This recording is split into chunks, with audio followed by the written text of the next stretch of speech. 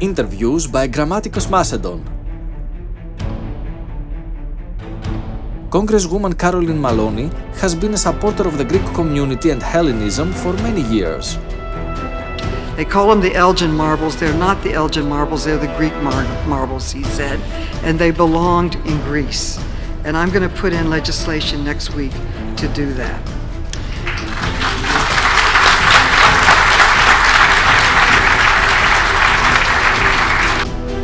Congresswoman Carolyn Maloney has helped lots of Greeks at a personal level, helped Greek community organizations, visited Greece almost every year, and raised awareness of Greek national issues. And we founded the Hellenic Caucus, and I'm proud to say, as the third largest caucus in Congress, they don't even bother to come to the floor with pro-Turkish bills because we have the votes. This interview was arranged by one of her best Greek friends, Lula Loya Lafoyannis, and we thank her for that. I love Greece, Greece loves America, America loves Greece. Today we are all Greek.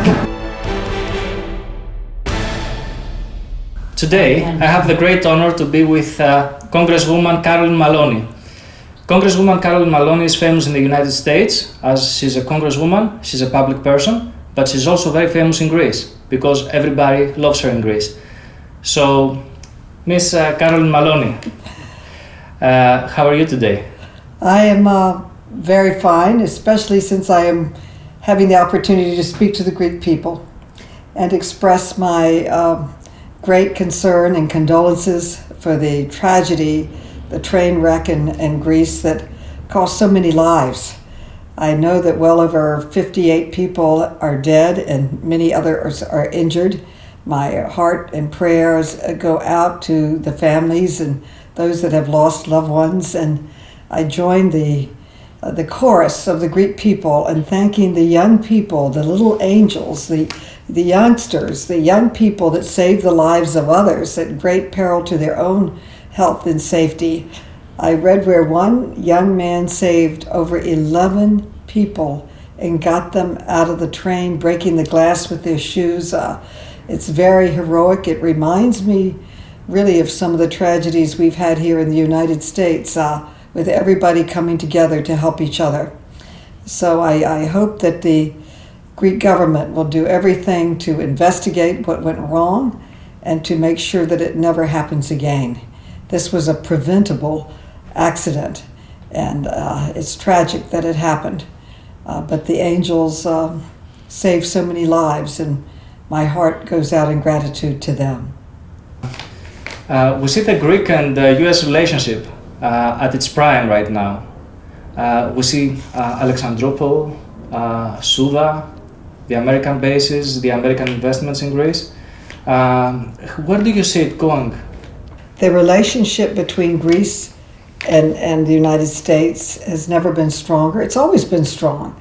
But this past year, I asked Speaker Pelosi to invite Prime Minister Mitsotakis to address a joint session of Congress, which he did.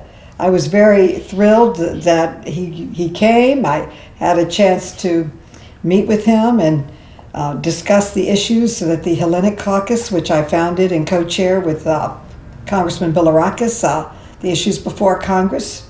But it was very thrilling. He gave an excellent speech, a really wonderful speech, and he had a standing ovation, both Republicans and Democrats standing and appreciating his words of wisdom. And it's rare that the Democrats and Republicans agree, but we all were agreeing in appreciation for his speech and for Greece being such an important ally and friend to the United States. I am also very thrilled, and I want to publicly thank President Biden for appointing George Tunis to be the ambassador from the United States to Greece. He is a Greek American. His parents were immigrants to this country. They were and are the American dream. They came here penniless. They built a hotel chain and apartments and other real estate endeavors. And George, I saw him in Greece when I was there in late September with his wife, Olga. He was really meeting with Valerie Biden, President Biden's sister, who is very important in all of his campaigns and works in the Biden Foundation, and she brought students from Delaware to Greece. He hosted them beautifully, and I've never seen him happier.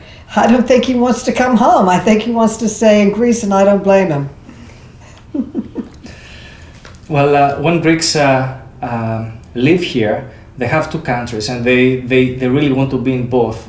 So many people, what they do, they stay here 6 months and they go 6 months in Greece.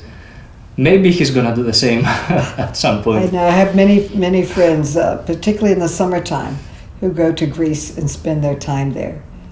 But he has been, I believe, a very outstanding ambassador. He loves every minute of his job, and he loves being in Greece and back to his roots. Being a Democrat and being an American, all the values that we have, the Western values that we talk about, the Greek pillar that we say, they are expressed by Parthenon and the Parthenon sculptures. Do you really feel this heritage as your own, like many people in the Western world do, and all over the world actually? Well, I believe very strongly that the Parthenon sculptures, the Parthenon marbles, should be returned to Greece and to the Greek people. They were sculpted over 2,500 years ago by Greek artists for the Greek people, and that's where they belong. I have introduced legislation in Congress calling for the return of the marbles to Greece. And when you think about it, every time we celebrate a peaceful transition of power, we owe a debt of gratitude to the Greeks for their invention of democracy. So much of our culture, our arts, our architecture, our philosophy, our rhetoric, we all owe to the Greeks. They created it. This culture is very much part of the American culture, the democratic culture, and very much part of it are the sculptures that were on the Acropolis. That is where they belong. When I was in Greece for the EWAC conference where I received the Bouboulina Award, I don't deserve it, but she was such a fighter. But many of my Greek friends call me Bouboulina because I fight for the Greek causes here in America. So it was a great honor to receive this while I was in Greece, and also an honorary doctorate from Petra. I was an educator before I got elected to Congress, and this is a great educational institution, and I was very honored to receive this honorary doctorate. It's one of the great honors of my life.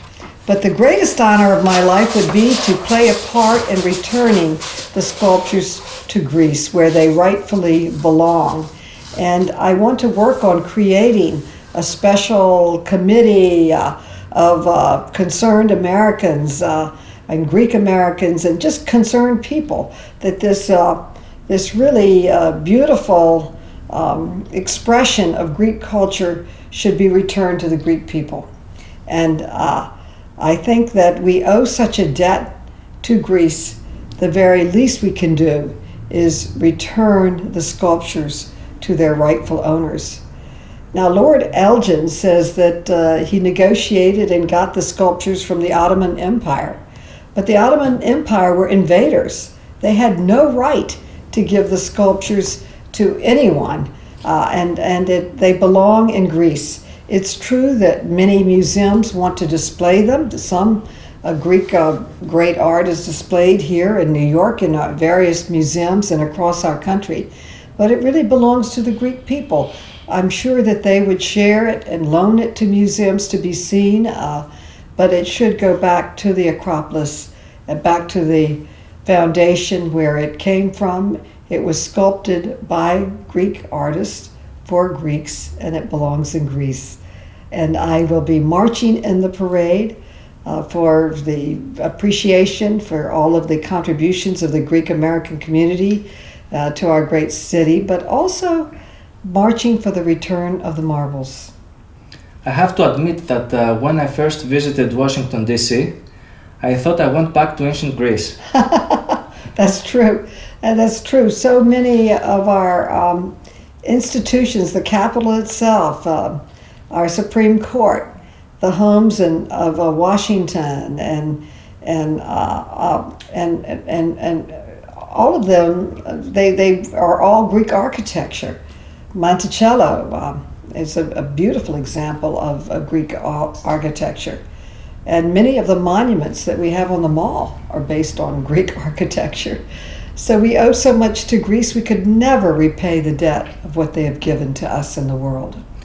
I wanted to say that this is one of the reasons that Greeks, when they come to the United States, they feel at home, and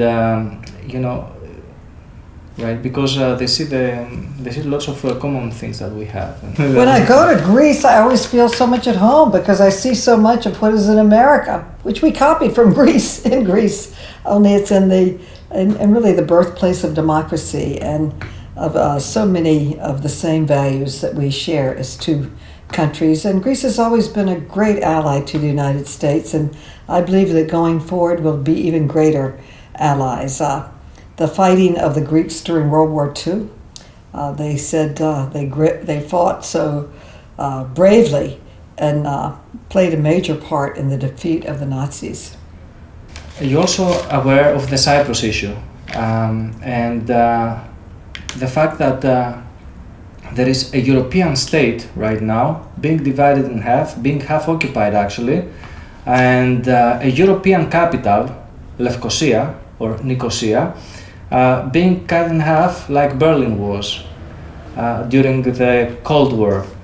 So what do you think? Do we have any chances of getting things better over there? Well, it should be united, and it's outrageous that 50,000 illegal invaders are still in Cyprus and that it is divided. After all, Germany has been united, and I was hoping that the same would happen with Cyprus. I worked very hard for it to go into the European Union, and I thought that would bring them together. It's still under negotiations, but it has to be done in a way that is just and fair to the Cypriot Greeks and to all.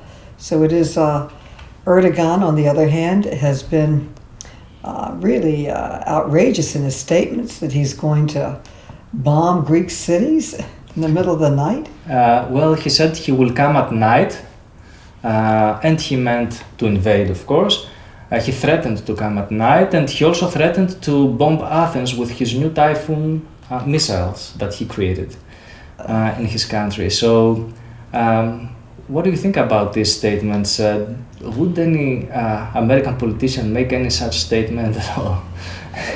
All I can say is, how can anyone make the statements that Erdogan has made? He said he would come at night. That's threatening. That implies invade. And that he would use his new missiles to attack Athens. What kind of 21st century leader makes these type of statements? It's outrageous. And also, besides the outrageous statements, he also tries to block Sweden and Finland from joining the NATO alliance. And he's also blocking Sweden and Finland from joining the NATO alliance. So this is really disruptive and wrong. Do you think that this can create lots of problems for NATO itself? One NATO country threatening another NATO country, and at the same time blocking some countries entering NATO? Well, I really am very concerned because one NATO country is blocking two other possible NATO countries from coming forward and being part of the collaborative effort for peace. In this case, Finland and Sweden, and that's disruptive and completely wrong. About the Macedonian issue, it's still controversial in Greece, and there are the northern neighbors of Greece. They still make maps saying that even Thessaloniki belongs to them. They still teach them that they are Macedonians, and the rest of the Greeks who live in the south are not Macedonians. What do you have to say about that? Do you think that Macedonians were people from a Slavic country or something? Well, we all know that Macedonia is Greek. Philip II, Alexander the Great, they lived in Macedonia, and when you see a piece of when you have a historic archaeological find, and it's from Macedonia, it has to be clear it's from Greek Macedonia. It's very, very important. And I find that some countries that have printed maps that claim Macedonia for other countries, it's absolutely wrong, or put on their money the towers and the symbols of Greece. It's absolutely wrong. You can't take another country's culture away from them. And Macedonia is Greek, period.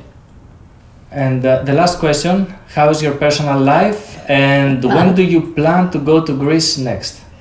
Well, I'm very fine with my two daughters. I'm a widow. My husband passed away, as you know, and I plan to go to Greece in May and see my friends and go to the Parthenon, go back to the museum, and really become inspired to work harder to reach out to colleagues in America and in Britain with the message that the sculptures, the spectacular sculptures, should be returned to Greece.